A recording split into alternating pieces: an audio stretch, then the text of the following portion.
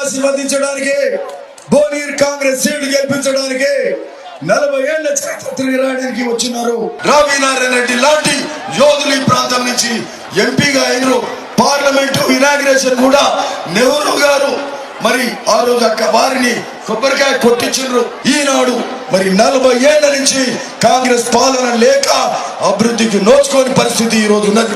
ముఖ్యంగా ఈ 10 ఏళ్లలో ఇక్కడికి వచ్చిన పైలశేఖర్ రెడ్డి గాని ఈ బీఆర్ఎస్ ప్రభుత్వ హయాంలో ఏమైనా అయిందా? పేదోనికి ఇల్లు వచ్చినాయా? రైతు రుణమాఫీ అయ్యిందా? నేతన్నలకు మేలు జరిగిందా? మరి కొత్త పెన్షన్లు వచ్చినాయా? కొత్త రేషన్ కార్డులు వచ్చినాయా? మరి పిల్లల మన యువతకు ఉద్యోగాలు వచ్చినాయా? తెలంగాణ పోరాటంలో అమరులైన మరి యువతకు నాటి తెలంగాణ పోరాటమే ఉద్యోగాల కోసం మరి అట్లాంటి పోరాటంలో పాల్గొన్న యువతకు ఈరోజు ఉద్యోగాలు కరువైనాయి.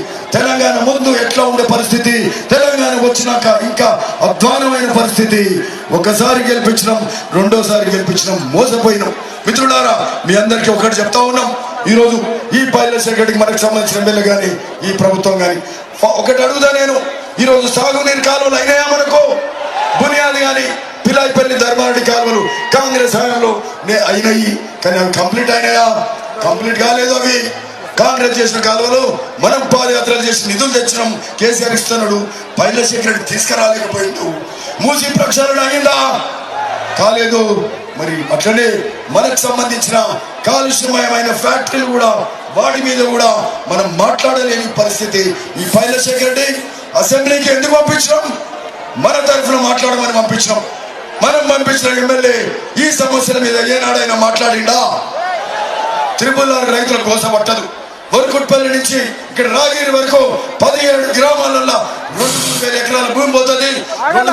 3,000 కోట్ల ఆస్తులు రైతుల భూములు పోతుంటే వాళ్ళు బాధపడుతుంటే రోడ్లు ఎక్కితే మరి ధర్నా చేస్తుంటే రైతులకు బేడీ వేసిన చరిత్ర ఈ భువనగిరిలో జరిగింది. పైలశేఖర్ రెడ్డి నిర్వాహకం అని చెప్తా ఉన్నాం. వాళ్ళని పరామర్శించలే, మనం పరామర్శించడం. త్రిపుల రైతులకు ఈ రోజు మేము చెప్తున్నాం, ప్రభుత్వానికి వస్తున్నాం, ఈరోజు గెలుస్తున్నాం. త్రిపుల అలైన్మెంట్ మేడంకు కూడా చెప్పిన నేను అలైన్మెంట్ ఖచ్చితంగా మార్పు చేస్తామని కూడా ఈ సందర్భంగా చెప్తున్నాం. అలైన్మెంట్ మళ్ళీ మారుస్తాం.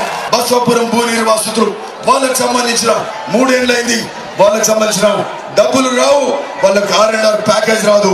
వాళ్ళకి R&R 12 లక్షలు అంటే మరి 7.5 లక్షలు ఇచ్చిండ్రు. వాళ్ళ భూముల విలువ 1 కోటి రూపాయలు ఉంటే వాళ్ళకి ఇచ్చింది 15 లక్షలు. భూ నిర్వాసులు బాధపడుతున్నారు, రైతులు బాధపడుతున్నారు. ఇల్లు లేవు, నీళ్లు లేవు, నిధులు లేవు. కాలుష్యమైన మూసి, కాలుష్యమైన ఫ్యాక్టరీలు. భువనగిరి గవర్నమెంట్ డిగ్రీ కాలేజ్ లేదు, ఉన్నదా? చెప్పింది కదా వీళ్ళు చేస్తామని. మరి అట్లనే మనకు సంబంధించి మీకు చెప్తా ఉన్నా, ఆఖరికి బస్సులు కూడా భువనగిరిలో ఆగుతున్నాయి. బస్సులు ఆగుతలేవు. గది కూడా చేత కదా పైలశేఖర్ రెడ్డికి. మూసి మీద వాహనాలు వరదలు వస్తే మూసి మీద ప్రయాణాలు బంద్ అవుతున్నాయి. జూలూరు బ్రిడ్జ్ చేయలేకపోయిండు, ఇంద్రియాల దగ్గర బ్రిడ్జ్ కాలే. సంఘం ఇక్కడ భువనగిరి నుంచి చౌటిపల్లి పోవడానికి సంఘం దగ్గర బ్రిడ్జ్ కావాలి, అది చేయలేకపోయిండు. మౌలిక సదుపాయాలు అంటే అవి, అభివృద్ధి అంటే అది. ఏరియా హాస్పిటల్ 100 పడకలు చేస్తూ ఉన్నారు, చేసిండ్రా? మండలాల్లో 30 పడకల హాస్పిటల్ అన్నారు, చేసిండ్రా? డాక్టర్లు కూడా లేరు. హై స్కూళ్ళల్లో టాయిలెట్లు లేవు. పిల్లలు స్కూల్ పోవాలంటే, కాలేజీలకు పోవాలంటే బస్సులు లేవు. ఇదే టీఆర్ఎస్ అభివృద్ధి అని చెప్పి సందర్భంగా అడుగుతూ ఈరోజు స్థానికుడు కాని వ్యక్తి ఇక్కడ ఎమ్మెల్యే ఉండు, స్థానికేతరుడు, మన సమస్యలు తెలియని వ్యక్తి, మరి ఏనాడు అసెంబ్లీలో మాట్లాడని వ్యక్తి. ఇది కాదు మనకు కావాల్సింది. గొప్ప నాయకులు ఈ ప్రాంతం నుంచి ప్రాతినిధ్యం వహించరు. మీ అందరికీ రాబో కాలం మంచి కాలం, కాంగ్రెస్ ప్రభుత్వం వస్తుంది. 6 గ్యారెంటీలు కూడా మేడం చెప్తారు వారు. ఇవన్నీ కూడా వచ్చే కాలం మనది. కాంగ్రెస్ ప్రభుత్వం ప్రజాస్వామ్య పాలన, ఈ ఇంటి పాలన పారదోల్దాం, ఇంటికి పంపిద్దామని చెప్తూ మీ అందరికీ నమస్కరిస్తూ మరి ఒక్క విన్నపం చేస్తున్నాం. డబ్బులు దోసుకున్నారు, డబ్బులు అడ్డగోలుగా సంపాదించరు. కాళేశ్వరం కడితే కూలైపోయింది. డబ్బులు అడ్డగోలుగా దోసుకున్నారు, పైసలు పంచుతారు, తీసుకోండి.